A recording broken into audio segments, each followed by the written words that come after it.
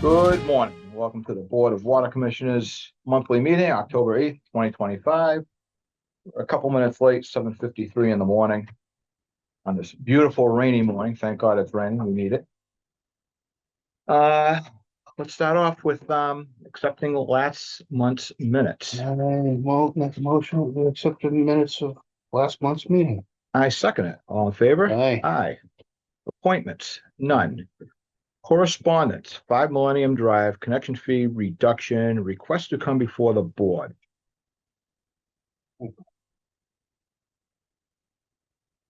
So they a couple of years ago, or almost a couple of years ago, they came in, spoke to Matt and myself about wanting the fees reduced. Basically, at the time, and acting correctly, they said that if we didn't reduce our fees, that they wouldn't be able to build the project. So we told them that our policy is that we don't reduce fees, and that's how it was left. And haven't heard any more until just recently. They came before the town sewer department and us saying that they wanted the fees reduced for the project. There's a letter in there from them explaining how they. Your side of the story. Yeah, basically, right. Yeah. I sent them a letter stating the same thing that we've already told at least two other projects that are also 40B, that we can't reduce our rates. We have bills coming up that we need to pay, and at this point, if we lowered the fees for them anyway, it would just open another whole can of worms, because we already told the two people no, and it's just not our policy. We've had people come in the past wanting to reduce them back to 2023 rates and all that. So it's basically what our fee table states at the time that they apply is what they have to pay. Yeah, it's gone up since. Yes, it's gone up since the last time they came in and requested. And it will only go up from here. So I'm familiar with the work of this firm. And they love to use case study and everything else. However, we have our policies that has been distributed and used with every other applicant. My opinion is this is not a special case. They have to be aware that we're supplying water, and we're spending $66 million on treatment plants to provide clean water. This is not looking for more money than any other project we've had. Okay. We have a responsibility to our customers to provide clean water. We're spending the money. Okay. These hookup fees go into our system improvements, and that's going to help pay for the filtration. My thing is, I'm not going to go along with this. Now, that being said, chances are they're going to fight us in court. I don't know. I just think that would be a waste of their time, but Well, anybody for anything, right? How much money are they looking for a discount? No, I think it states in there what they're looking to pay. The thing is this: if they're looking for $1 million drop, pretty much, yeah. Okay, they can spend $1 million in court. And still not win. Well, depends upon the mood of the judge. Yeah, and all these cases have held up for the municipalities in court many times. Back in the day, LeClaire Builders, brought us to the steps of the courthouse and then back down because he knew he wasn't going to win. So, yeah, it's like I said, I would not be surprised to, if we hold our position, they're going to try. I'm sure. Yeah, because it's worth it. You can't raise money for just the point of raising money for unknown expenses, but we've always kept our books to all our capital costs are separate from our operational costs. The new tank, the new booster station, the new Worcester Street station, all this can be justified as capital improvements. Well, exactly. The fees that would be generated, if I'm looking at this right, 1.392 million. Yeah, that is exactly what you said. Well, obviously, the treatment plants are totally separate from our operational costs. That's already been allocated monies and all, from, going out for grants and bonds and all that stuff. So I'm not even concerned about that. But, the fee schedule is a fee schedule. The sewer department has their fee schedule. I mean, I welcome them to come in and we can discuss it further, but at this time, we're gonna stick with exactly what we're doing.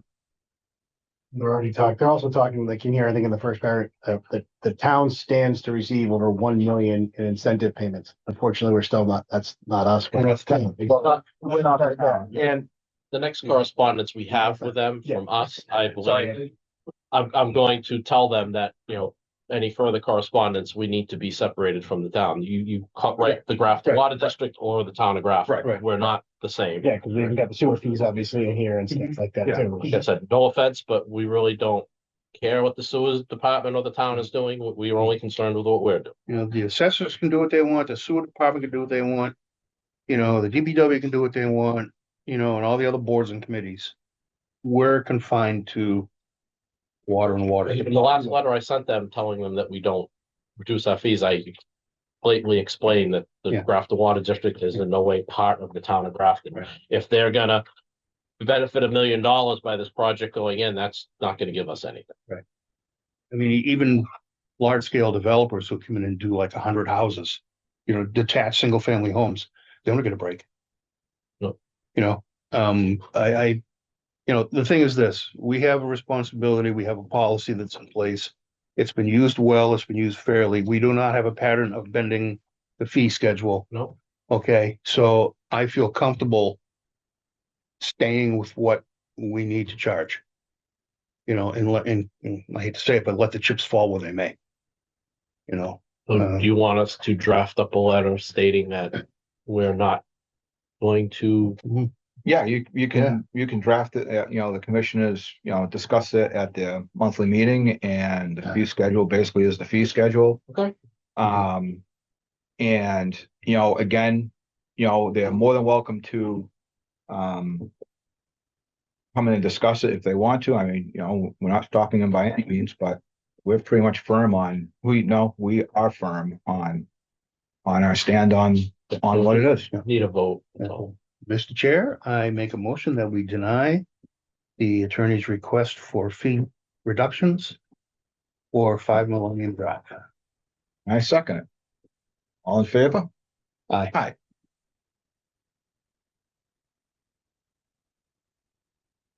All right, next is Bergeron Brothers Excavation dismissal, oh, can't talk this morning, of the $1,000 fine. Discussion on this? that one, they requested, and Melissa can correct me if I get any of the timing wrong on this, but they requested a hydrant on Pine Street, hydrant meter on Pine Street, just a real household size one, it's not the big one. And they, used it for however long, and then we went to do a reading on it one day and it was gone. So come to find out, they had moved it to North Main Street where they were continuing to work. Gone without notification. Yes. Which is clearly written in our policies and procedures of. Yeah, I should have made a copy. Yeah, no, that's fine. So anyway, they're gonna, got a fine for operating, using a hydrant without permission, breaking the seal and all that. So, When they come in and ask for a meter, they come in, they ask for a meter. We give them all the policies and procedures of acquiring that meter, what, the cost of it, if you move it, if you do this, so everything is spelled out to them, correct? we have, That is that form, I believe, right? Melissa, that form has got all that moving, all the costs. Yes. So they have it in hand.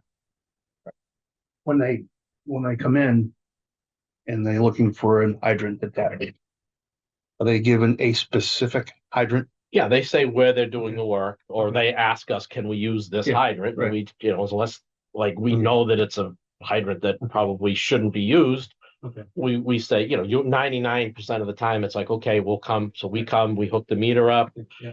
that we test the backflow device and, you know, and then they operate the valve, whatever. And then when they're done with it, or if they need it to be moved, they call the office, we Mhm. come, take a reading. If they're done with it, we take a reading, shut the hydrant off, and we're done. If they want it moved, we shut the hydrant off, move it to the new location, turn the hydrant on, and go from there. But And just to reiterate, you know, all that stuff is in the instructions when they get that, right?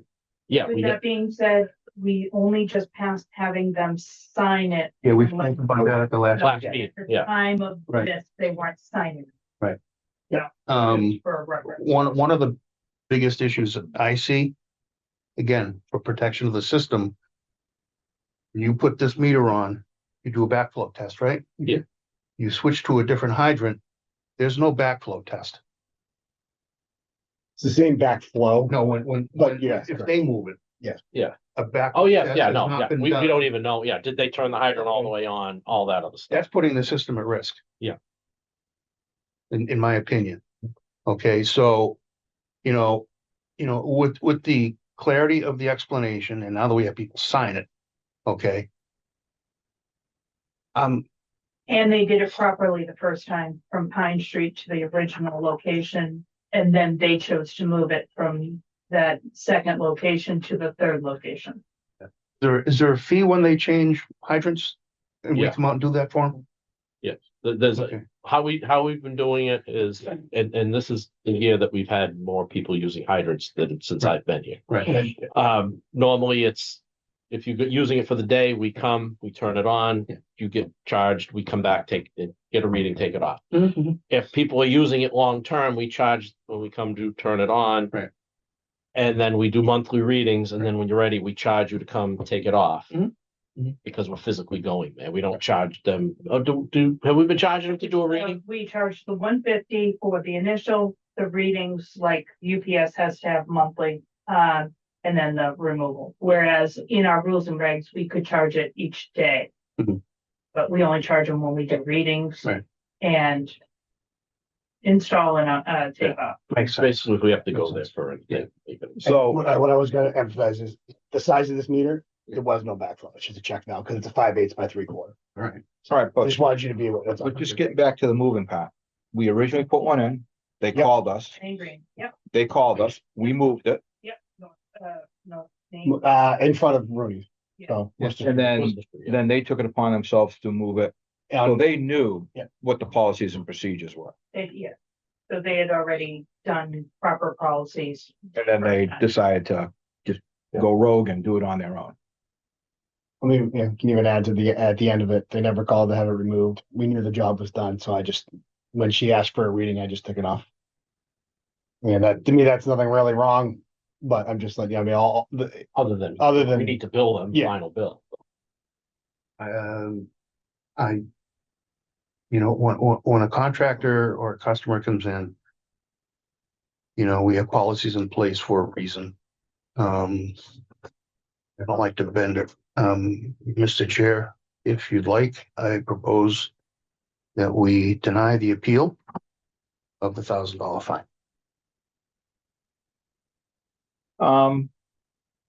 Yeah, I agree with you, Bob. I mean, for the simple reason that they had it installed, they called us to move it, then they moved it on their own. So they knew what our policies and procedures were. Right.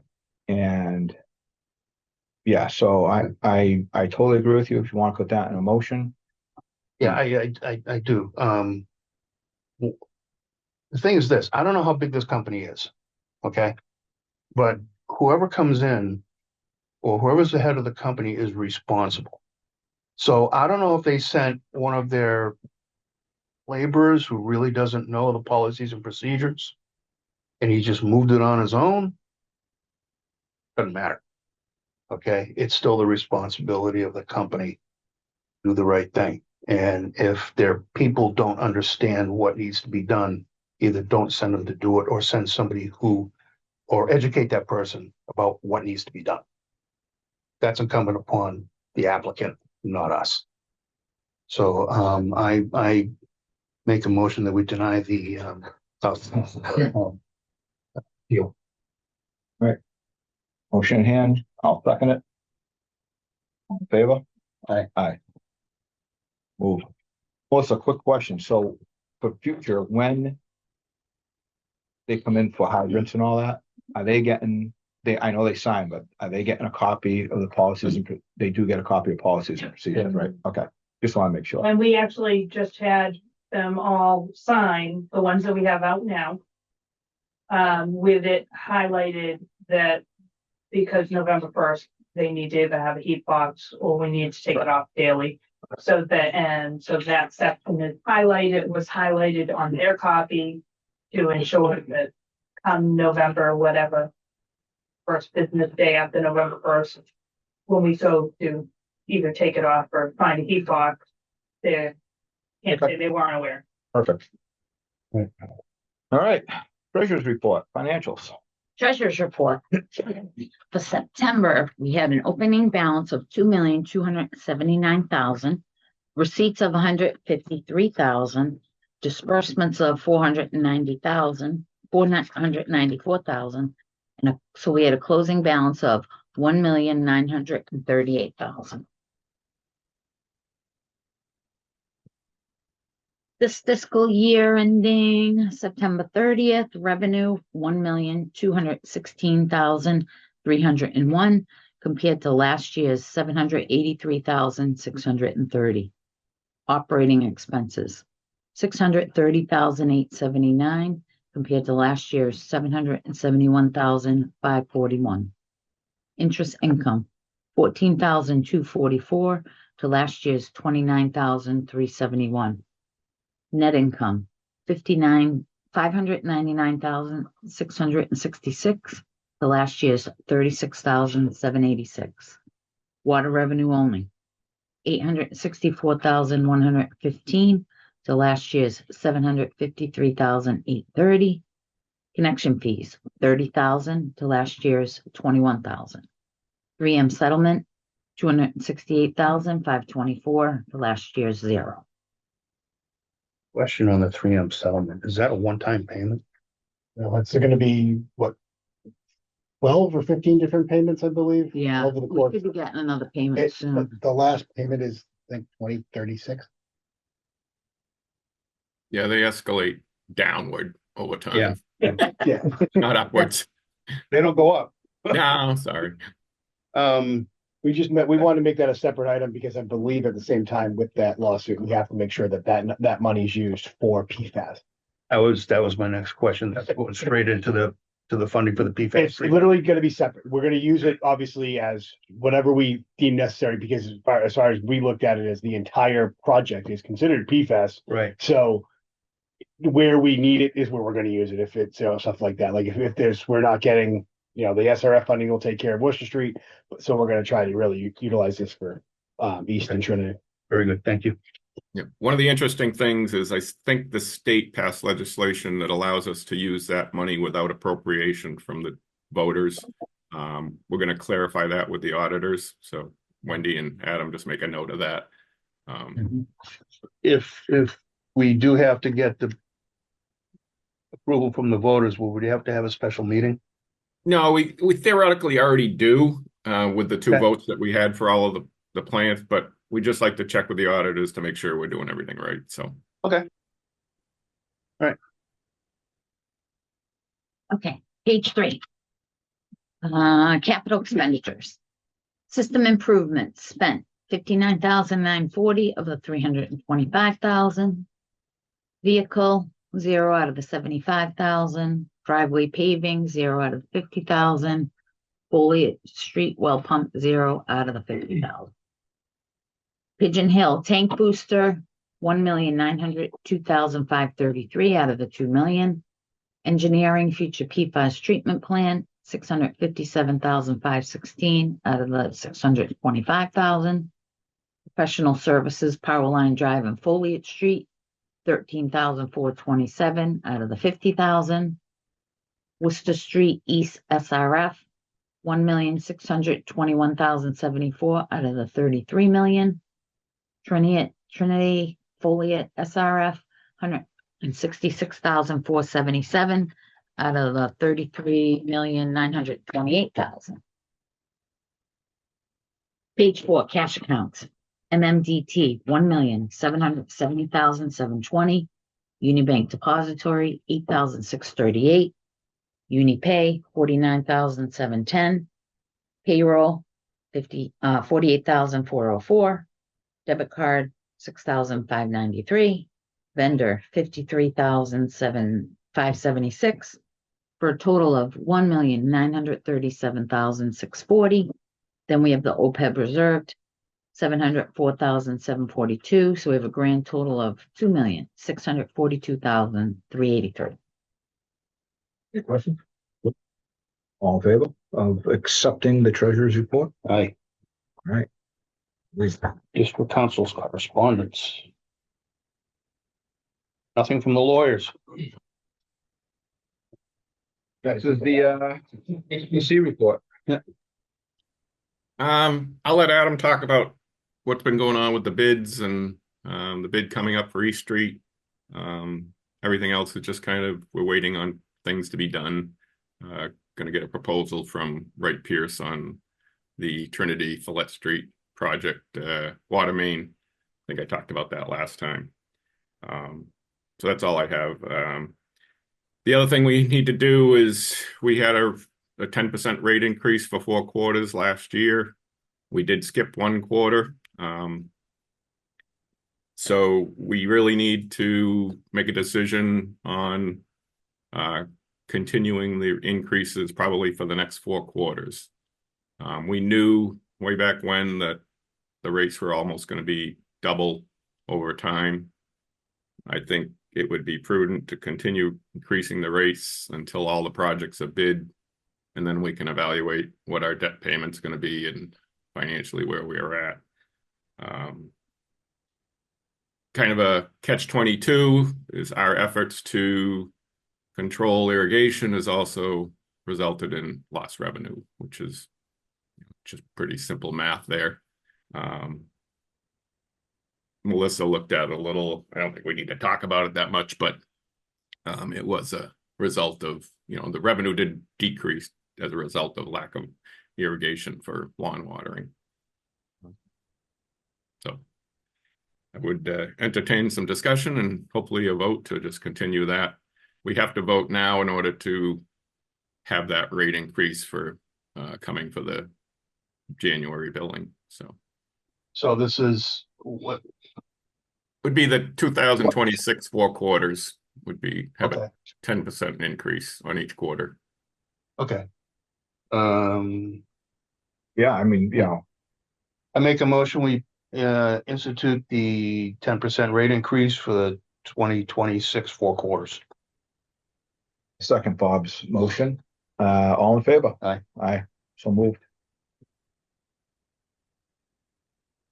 That's all I got. Great news.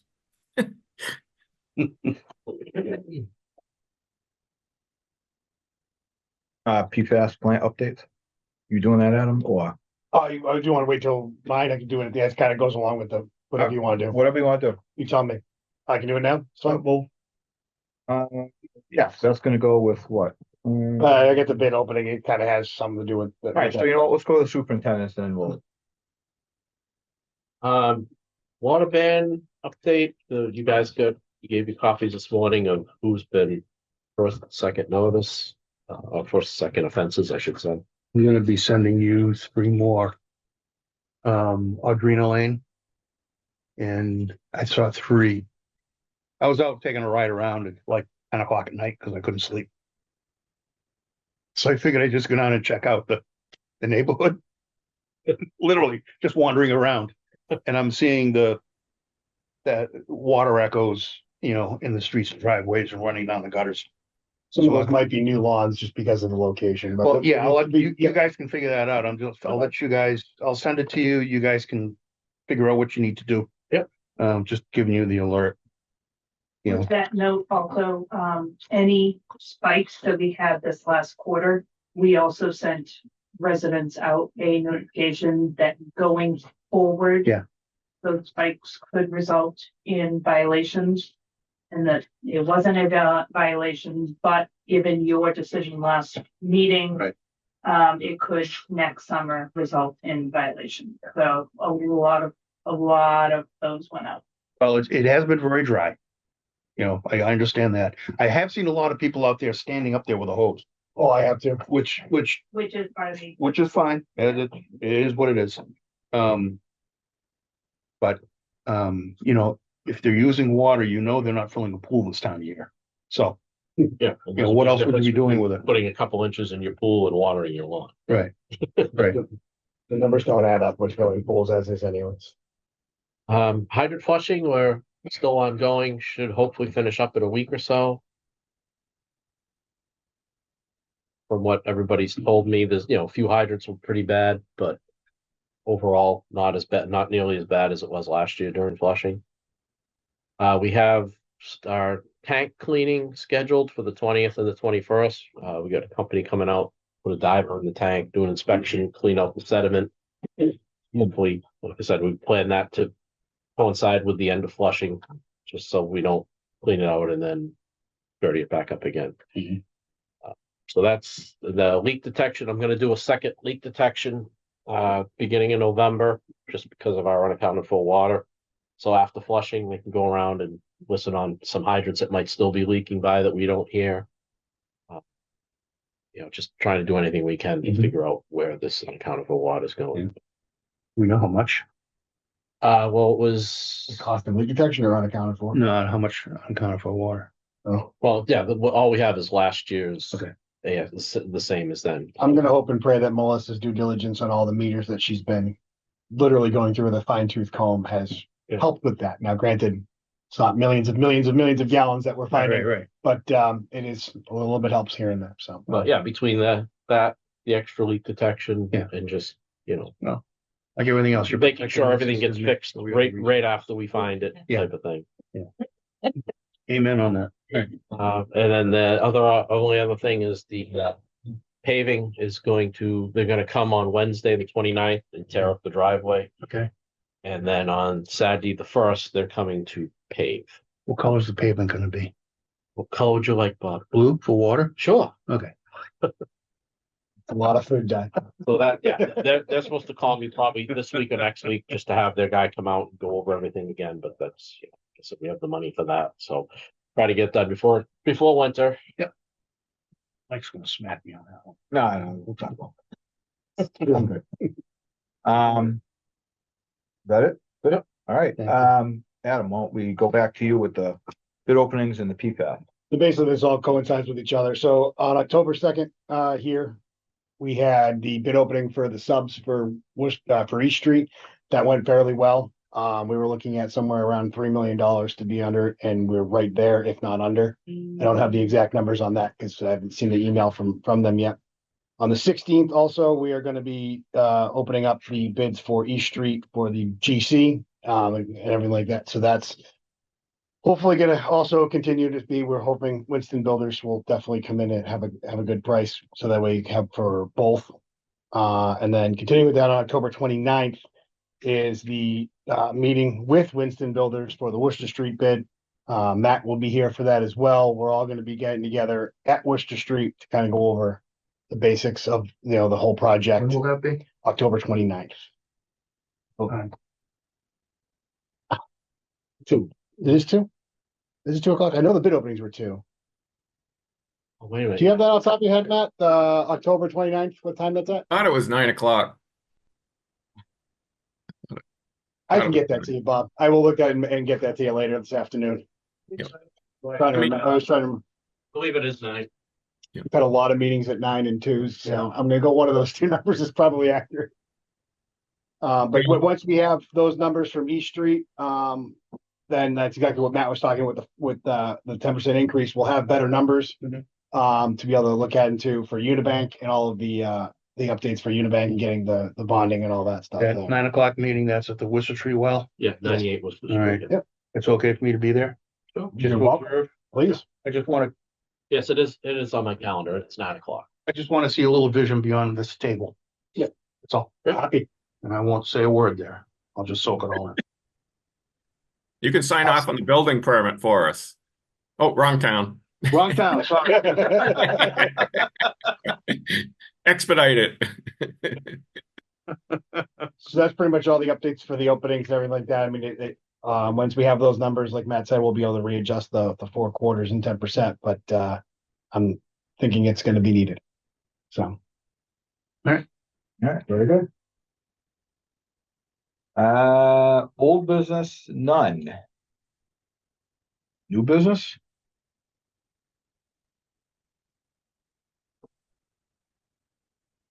I got nothing. Are you new business by chance, or are you just, Me? yeah, I wanted to reach out about my home. Essentially, I'm having a lot of work done, and I have a guy coming out Tuesday to verify that it's a new lawn. And essentially, my plumber called to try to get an irrigation meter, and I know that we're in a drought, obviously, but I would be an exemption for having a new lawn. Right. And he was denied an irrigation meter. And so essentially I'm gonna pay for my plumber to come to my house and pipe it off my house meter, and then pay another $1,000 for him to come back when I'm able to actually obtain an irrigation meter. And then not to mention the sewer fees that I would incur while running my exempted lawn irrigation during this time. I just really wanted to be face to face with people and see like what their reasoning is there, because I just don't understand. And it was also noted that that exemption is only for 1 year. Yes. And so if it began last past 2 years, that exemption would be. And I'm planting drought resistant tall fescue. So like I'm very much planning to be, compliant here. I just didn't really understand the reasoning. first, the plumber can actually plumb everything in 100%, even the meter itself. Okay. They usually put like a spacer in it or something like that. But in this case, if he is going to do that, I would prefer to put a meter in, because there's always the chance that someone would put exactly what I'm saying is put that spacer in, and then you having water being used that is unmetered. Yeah, Or if he's, Yeah. I think the reason we kind of put a moratorium on the $1,000 irrigation meters is because for the next 2 years, nobody's going to be able to use them. Yeah. In this gentleman's case, he'll be able to use it Mhm. for a specific period, but he needs to understand that, the rate is the rate. Right. And you got to pay the $1,000, you got to water for a few months, and then you're not going to be able to water again for the foreseeable future at this point. Right. And just so everybody is on the same page, also, we have had residents that have called up requesting the $1,000 back and us to come get the meter, because they can't use it. Which we have already Which discussed. we've already told them that that's not an option, unfortunately, but like I said, just so you're aware of all aspects of it, because of the, not using the irrigation meters, we have informed everybody that they can't. And so we've had multiple that installed their meters recently before the ban, requesting their money back to have the meter taken out. The So thing is, just- that, eventually, I hope, Yeah. when everything is up and running, outside irrigation will be allowed again, and you will already have the meter.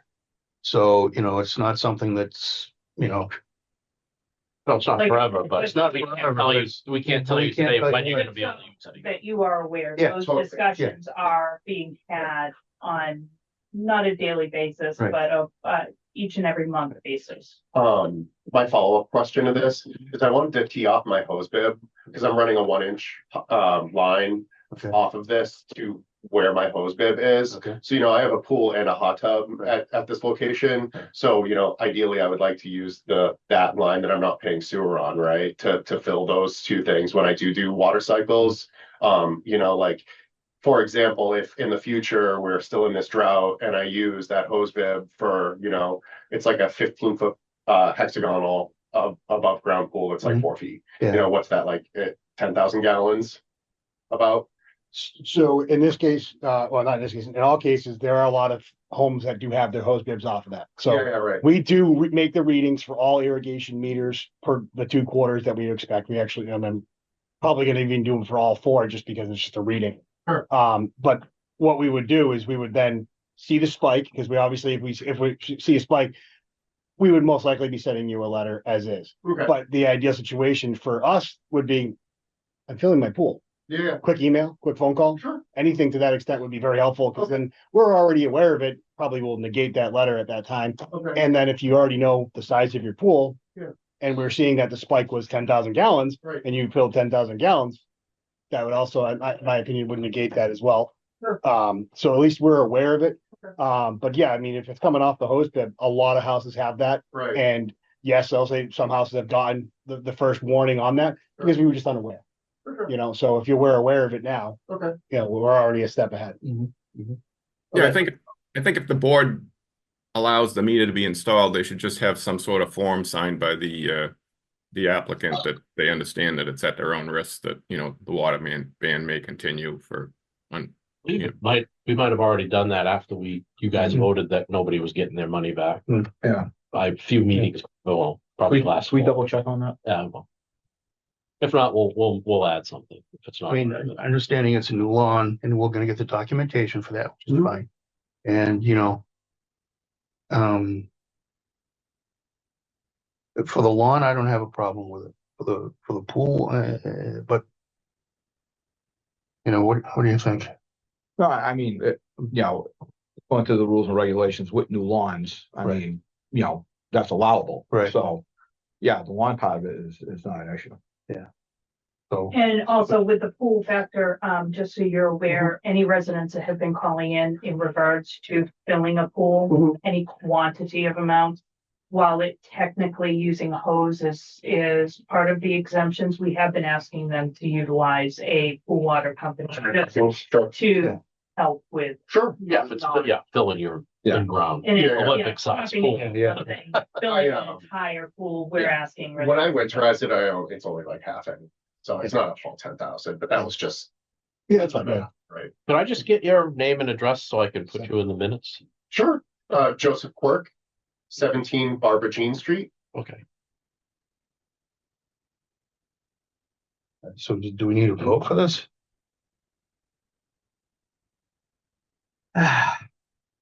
Well, I mean, I'd let the office handle it on a case by case. yeah, I mean, All right, again, it's more of the meter for the new lawn more than it is for Right. the pool Yeah. part of it. So I Right. mean, I would So just, going forward, if Yeah. people call up, we just will make sure that they're aware that, you know, Yeah. yes, you can use it, but Yeah. after and there's the after big your gap. time is up, you know, we're not coming back and taking it and Right. giving you $1,000 back. right. So Well, lifetime commitment. the idea is that, you know, this is a permanent solution for my irrigation in the future that I'm. Yes. Right. Yeah. Someday. Yeah, someday. Yeah. Not tomorrow, but someday. So basically you'll get set up for it. Mhm. You'll have the year to irrigate your lawn. Yep. Okay, and then if the ban is still in effect, which it probably will be. Yeah.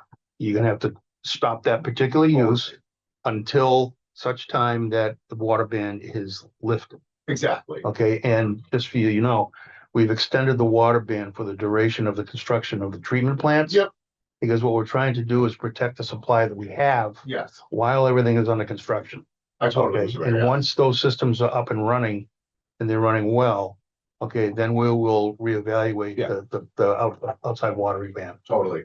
Okay, Totally. just so the background. Oh, yeah. information on that. Yep. Okay. All right. All right.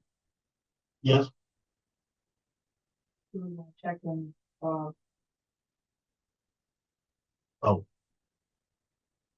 Does, No. so we received Bob Gilchrist on the, Zoom meeting. Does he have any questions or anything, or? Yes, can he actually?